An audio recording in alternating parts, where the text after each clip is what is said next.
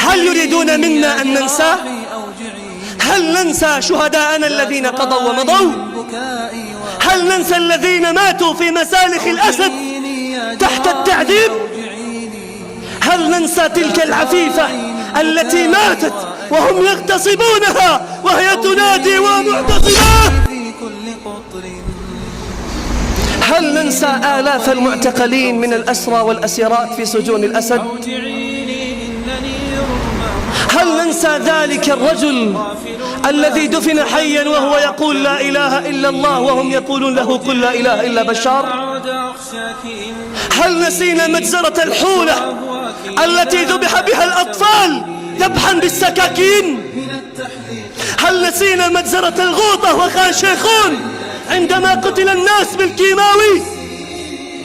هل نسينا وهل يريدون أن ننسى؟ نحن شعب لا ينسى، نحن شعب لا يقهر.